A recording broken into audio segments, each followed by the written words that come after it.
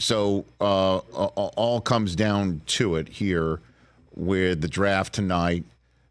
And just like any other league or association, the NBA is kind of copycat. What's your sense of how the Celtics did and how they won, Sam, affecting any decisions that could be made tonight or this coming weekend, free agency?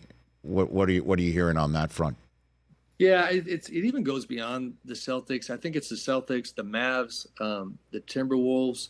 Is the idea that, and JJ actually hit this in his press conference, the idea that depth and the group and length and two-way play. You know, JJ went out of his way to say that he's going to really focus on two-way players. I think the Lakers are not the only team that are yet again realizing that part was reaffirmed. That especially with the league changing the officiating the way they did halfway through last season and allowing for defense to be part of the game again to the degree that it was down the home stretch, you know, I think that is going to impact roster building. And I know we keep bringing it back to the Lakers. That's where a guy like Austin, you got to ask yourself, what's his ceiling as a defender? Because you need two-way players.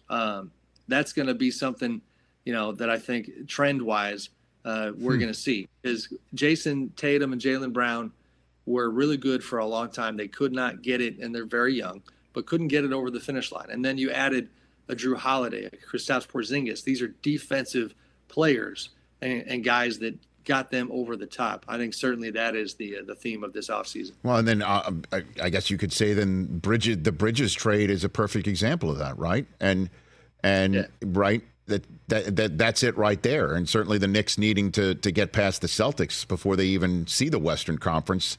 That's an important move right there. And I guess the last one for you.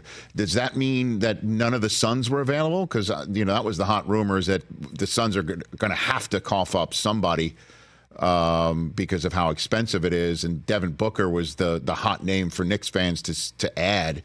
Does the Bridges trade mean that was the top of the market for the Knicks to go add? Sam? It appears that way. It does appear that way. Phoenix, you know, all the intel coming my way is that Phoenix does actually want to run it back. And if anything, I think out in the market, you know, and I think Stephen A. said this yesterday, a team like Houston, for example, you know, there's a lot of chatter about Houston and Durant. You know, he indicated that he was hearing that Houston and Booker was actually the real interest. I just don't see Phoenix certainly trading Devin. You know, if you put enough on the table for Durant, then who knows? But they appear to want to run it back. And so I think you're right that a guy like Bridges was at the top of the market, you know, with some of the other names that we've mentioned. But, you know, I think that is what we're looking at here. Phoenix is going to, if I had to guess, I think they're going to stand pat. And we'll see what other fireworks we have tonight. Catch the Rich Eisen Show every single day on the Roku channel, 12 to 3 Eastern, for free.